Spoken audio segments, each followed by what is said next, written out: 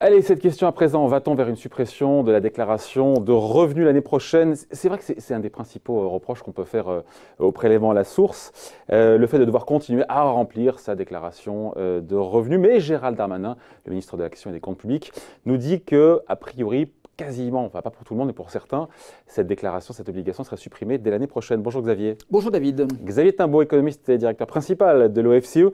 Parce qu'il faut quand même le rappeler, même si je pense qu'on le sait, mais tout de même, cette année encore, il faudra remplir sa déclaration de revenus. Et pourtant, on se dit que pour beaucoup de monde, ceux qui sont salariés ou retraités, l'État, enfin le fisc, c'est quasiment tout, à supposer qu'on n'ait pas de revenus à côté, évidemment. Alors, le fisc, c'est quasiment tout, mais vous avez toujours obligation de déclarer vos revenus et votre situation familiale et faisant l'état de l'ensemble de vos revenus pour que le fisc puisse calculer ensuite votre impôt. C'est-à-dire que c'est non, mais avec le prélèvement à la source sur les revenus salariaux, le fisc a déjà les chiffres.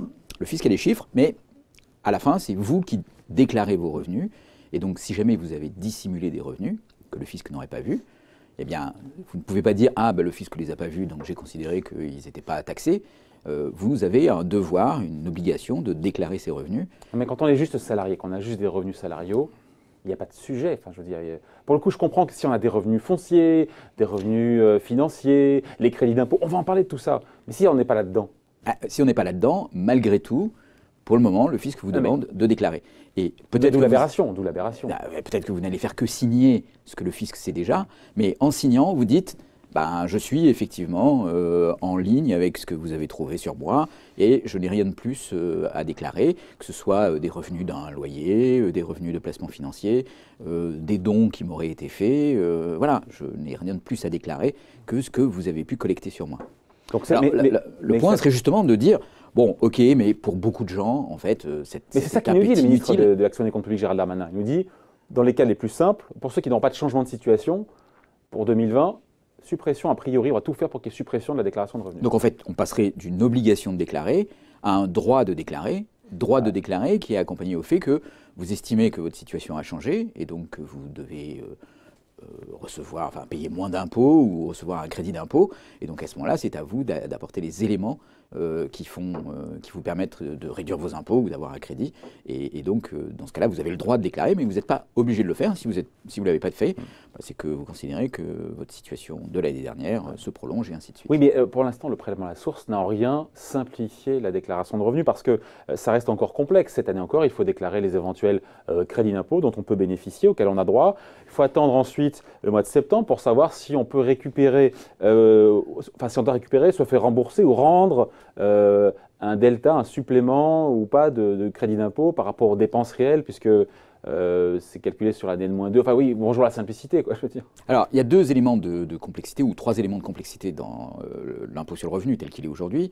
Le premier, c'est il est familialisé. Ouais. Donc, si votre situation familiale change dans l'année, alors ça ne se produit pas pour tout le monde tous les ans, mais ça veut quand même dire que si votre situation familiale change, il faut le signaler au fisc, sinon on ne pourra pas calculer correctement l'impôt.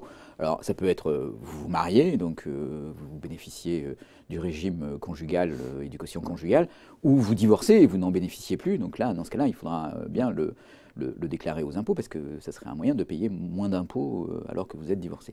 Donc ça c'est le premier point. Le deuxième point, c'est la progressivité de l'impôt. Donc il y a un barème. Alors, ce barème, il est tel que si vos revenus ne changent pas beaucoup, vous avez de fortes chances que le taux moyen qu'on vous a appliqué l'année dernière soit toujours valide. Ouais. Mais en fait, ce taux moyen, il dépend de votre niveau de revenu. Si vous gagnez un peu plus, vous allez avoir un taux moyen un peu plus élevé. Si vous gagnez un peu moins, vous allez avoir un taux moyen un peu plus bas. Donc pour calculer cette progressivité, il faut faire la somme de tous vos revenus. Et ça, on ne peut la faire qu'à la fin de l'année, parce qu'on a besoin de connaître tous vos salaires, les primes éventuelles que vous aurez en fin d'année, et puis les autres éléments de revenus que vous avez, les loyers, les placements financiers, les plus-values, les intérêts que vous avez perçus sur vos actifs, etc.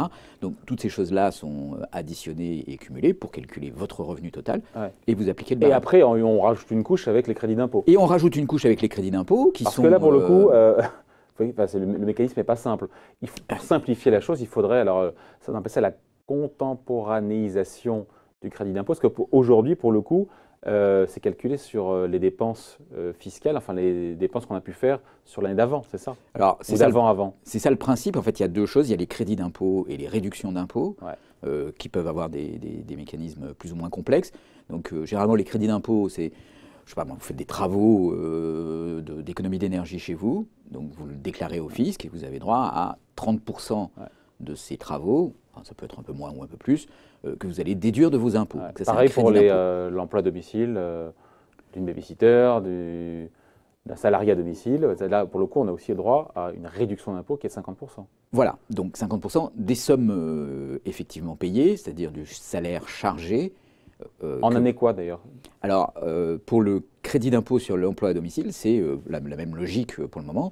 C'est-à-dire, quand vous faites votre déclaration d'impôt sur le revenu, vous déclarez aussi vos dépenses au titre de l'année précédente. Et voilà. Et vous avez droit au crédit d'impôt dans le paiement de votre impôt Voilà, de l'année précédente. Voilà. On ne pourrait pas essayer justement de... Alors, on pourrait même aller un cran plus loin. C'est-à-dire, quand il s'agit de crédit d'impôt, donc c'est un petit peu différent avec les réductions d'impôt, parce que les réductions d'impôt, vous enlevez de votre revenu imposable, et donc l'avantage qui vous est donné en termes d'impôt dépend de votre taux marginal. Ouais. Donc, plus vous avez un taux marginal élevé, plus l'avantage fiscal est important. Pour les crédits d'impôt, c'est un peu simplifié, parce qu'il n'y a pas de taux marginal qui intervient. Donc, quel que soit votre niveau d'imposition, vous avez droit au crédit d'impôt, et de la même façon. Et donc, effectivement, pour les rendre contemporains, on pourrait même aller un cran plus loin en les simplifiant. Par exemple, l'emploi à domicile. Pourquoi vous avez un crédit d'impôt pour l'emploi à domicile? Parce que vous payez des charges sociales sur des salaires qui généralement sont bas au niveau du SMIC. Si vous étiez une personne morale, vous auriez droit au dispositif d'allègement de charges sur les bas salaires. Et donc, vous ne paieriez pratiquement pas de charges au niveau du SMIC. Quand vous êtes un particulier employeur, vous ne bénéficiez pas de ça. Donc, pour vous compenser de cette différence de traitement, on vous donne un crédit d'impôt. Mais on pourrait en fait faire quelque chose de très très simple, qui serait d'avoir un dispositif comparable au dispositif d'allègement de charges sur les bas salaires pour le particulier employeur. Dans ce cas-là, il payerait moins de charges sociales et il n'aurait pas besoin d'avoir un crédit d'impôt ensuite. Un peu comme la transformation du CICE en baisse de charges pérennes. Exactement, et ça serait Oui. contemporain. Oui, et sauf, ça serait contemporain. oui. Et donc, sauf que là, l'année où on bascule, ça coûte 2 fois plus aux Ah. finances publiques. C'est plus 5 milliards, c'est 10 milliards. Alors, il y a peut-être derrière cette remarque-là le plan caché de Gérard Darmanin, en fait. C'est de dire, bon, on a fait la réforme de l'impôt sur le revenu, le prélèvement à la source, ça a plutôt bien fonctionné, il faut le reconnaître. On pourrait maintenant aller plus loin en rendant non obligatoire la déclaration d'impôt, donc ce qui va simplifier le processus Déclaration de revenus. de déclaration de revenus. On va simplifier le processus pour beaucoup de gens. Et puis ensuite, on peut regarder comment on pourrait faire pour simplifier encore, donc en rendant contemporain un certain nombre de crédits d'impôt qui aujourd'hui ne le sont pas. C'est quasiment le cas, par exemple, dans les investissements environnementaux. C'est presque contemporain. En fait, quand vous passez par des tiers, vous pouvez avoir un système où ça ne va pas apparaître sur votre déclaration d'impôt sur le revenu et vous payez juste moins cher. Et c'est, par exemple, Engie qui va récupérer le crédit d'impôt à votre place. Donc c'est déjà des dispositifs qui existent, qui sont compliqués, mais on pourrait vraiment faire ça de façon beaucoup plus... Oui, mais ça sous-entend, pardon, je coupe, que sur un emploi à domicile, encore une fois, qu'on ait le même nombre d'heures cette année que l'année d'avant, puisque c'est quand même... Alors, si on réduit le nombre d'heures... Ce que ça peut produire, c'est que ça peut produire exactement ce qui s'est passé pour le CICE, qui est qu'il y aurait une année où on recevrait 2 fois le crédit d'impôt.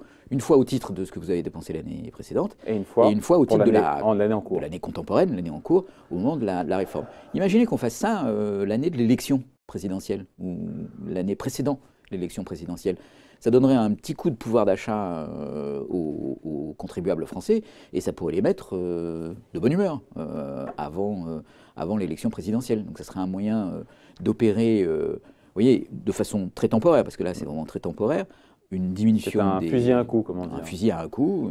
Mais on prend toujours. On prend toujours, et puis voilà, ça pourrait être une mesure, disons, astucieuse, qui en plus produirait cette simplification. Donc, le rendre contemporain, par exemple, le crédit d'impôt pour emploi à domicile, c'est évidemment résoudre un problème de trésorerie pour beaucoup de gens qui, vous voyez, ne comprennent pas pourquoi ils doivent payer des charges. Ces gens, les Français ont reçu 60% de ce crédit d'impôt dès janvier pour éviter qu'il y ait un problème de trésorerie aussi. Hein. Oui, mais ils ont quand même, enfin, parce que sinon ils auraient dû attendre la fin de l'année. Oui. Donc, mais il y a quand même ce problème de trésorerie et de faible lisibilité, c'est-à-dire quand vous payez quelqu'un pour un emploi à domicile, vous avez l'impression qu'il coûte assez cher et vous devez intégrer ce crédit d'impôt, mais quand est-ce que vous allez le toucher, etc. Vous voyez, tout ça rend les choses très compliquées. Alors à quand la déclaration de revenus qui ne serait plus obligatoire, encore une fois, avec encore une fois, il y a les revenus salariaux, il y a les revenus fonciers, il y a les revenus financiers, il y en a vu cette possibilité de rendre contemporain les crédits d'impôt avec les aides à domicile. Alors, il y a un petit... Ce qui nous dit encore une fois, pour 2020, ça sera uniquement pour les personnes qui n'ont pas changé de situation. Une petite révolution quand même juridique, hein, si jamais on rendait la déclaration de revenus non obligatoire. Ouais. Ça serait de savoir qu'est-ce qui se passe si le fisc n'a pas repéré certains de vos revenus.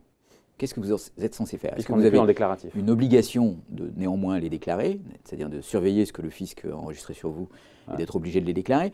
Ou est-ce que vous pouvez considérer que, puisque le fisc, l'administration fiscale ne les a pas vus, c'est comme s'ils n'étaient pas à déclarer. Alors oui, aujourd'hui, dans le cadre juridique dans lequel on est, vous avez une obligation de déclarer vos revenus. Ouais. Si par hasard on s'apercevait que vous ne l'aviez pas fait, c'est pour votre pomme. Vous avez droit à un redressement fiscal, ce qui n'est pas totalement illogique. Ouais. Donc là, ne plus rendre obligatoire la déclaration de revenus, ça ouvrirait cette petite brèche de savoir comment on traite ce cas-là. Alors peut-être que vous auriez une obligation de vérifier les revenus que le fisc a sur vous et de déclarer les revenus que n'aurait pas repéré le fisc. Intéressant comme point de vue, c'est vrai que... Mais bon, c'est quand même une question parce que, vous voyez, si on s'en tient juste à des mots, à des formules, voilà, mais si on veut vraiment donner un sens à il n'est plus obligatoire de déclarer ses revenus, normalement, c'est ce que ça veut dire.